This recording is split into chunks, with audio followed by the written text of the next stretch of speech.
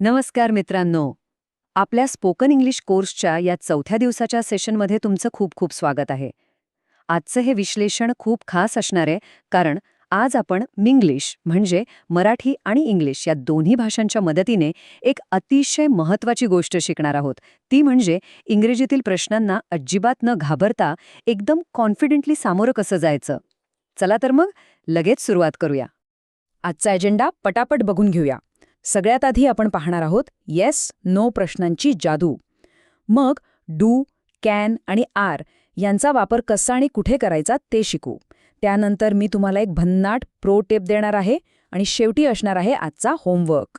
चला सुरुवात करूया आपल्या पहिल्या विषयापासून, येस नो प्रश्नांची जादू.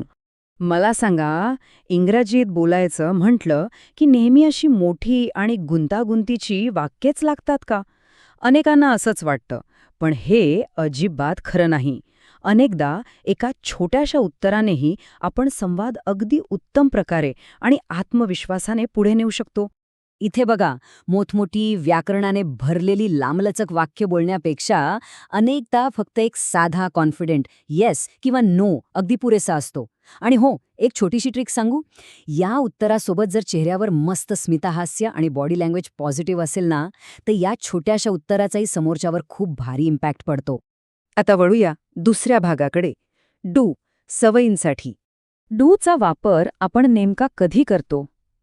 तर जेव्हा आपल्याला कोणाच्या तरी रोजच्या सवयींबद्दल किंवा डेली रुटीनबद्दल विचारायचं असतं, तेव्हा डू वापरला जातो.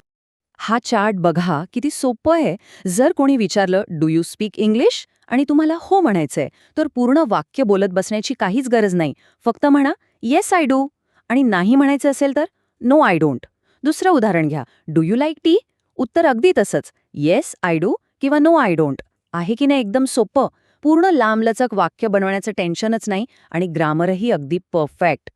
पुढचा महत्वाचा शब्द आहे कॅन, जो आपण क्षमतेसाठी वापरतो. डू तर आपण पाहिला सवयींसाठी, पण आता कोणाची क्षमता म्हणजे कॅपॅसिटी किंवा एखादी विशिष्ट गोष्ट करण्याची ताकद विचारायची असेल तर आपण कॅनचा वापर करतो. इथे फोकस दैनंदिन सवयीवरून थेट एखाद्याच्या क्षमतेवर येतो. आता इथे बघा, कॅनमुळे उत्तर देणं किती सोपं होतंय. Can you drive a car? म्हणजे तुम्हाला गाडी चालवता येते का? तुमची तशी क्षमता आहे का? सकारात्मक उत्तर द्यायचंय. मग म्हणा येस आय कॅन. आणि जर येत नसेल तर नो आय कांट. अगदी तसंच कॅन यू स्विम?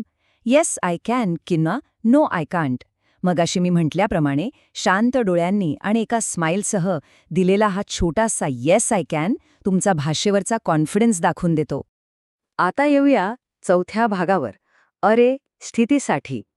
बघा, आरे हा शब्द आपण एखाद्याची आत्ताची स्थिती म्हणजे करंट स्टेट, कंडिशन किंवा ओळख विचारण्यासाठी वापरतो. सध्या काय परिस्थिती आहे किंवा तुमची ओळख काय आहे हे तपासण्यासाठी प्रश्नाची सुरुवात आरेने होते. इथे पहा, प्रश्न कसा नॅचरली बदलतोय. आर यू रेडी म्हणजे तुम्ही तयार आहात का? आता इथे उत्तर देताना आपण स्वतःसाठी ॲम वापरतो ना, सो उत्तर येतं येस आय ॲम किंवा नो आय एम नॉट. तसेच एखादी ओळख विचारताना आर यू अ स्टुडंट? उत्तर असेल येस आय ॲम किंवा नो आय एम नॉट. संवादात हे अगदी सहजपणे मिसळून जातं. आता वेळ आहे या सेशनच्या सर्वात महत्त्वाच्या भागाची, आपली आजची प्रोटेप. ही प्रोटेप अगदी कायम लक्षात ठेवा. प्रश्नात जो शब्द आहे तोच उत्तरात आला पाहिजे. हो, हेच ते ग्रामरचं सगळ्यात मोठं सिक्रेट आहे. म्हणजे कसं, जेव्हा डू यू ने प्रश्न येतो तेव्हा उत्तरात डू किंवा डोंटच आलं पाहिजे. कॅन यू विचारलं की उत्तरात कॅन किंवा कांट आलं पाहिजे. म्हणजे बघायला गेलं तर योग्य उत्तर शोधायला कुठे बाहेर जायची गरजच नाही. ते आधीच प्रश्नाच्या पहिल्या शब्दात लपलेलं असतं. चला, आता शेवटचा भाग, आजचा होमवर्क. तर तुमचा आजचा होमवर्क हाच आहे, do you watch my videos daily? आता या प्रश्नाचं उत्तर आज आपण जे नवीन आणि सोपे नियम शिकलोय ना, त्यानुसार खाली कमेंट बॉक्समध्ये हो किंवा नाही या स्वरूपात नक्की द्या. बघूया किती जणांना आजचं हे सिक्रेट समजलंय. पुढच्या सेशनमध्ये आपण प्लीज, थँक्यू आणि सॉरी या शब्दांचा अगदी अचूक आणि नम्र वापर कसा करायचा ते बघणार आहोत.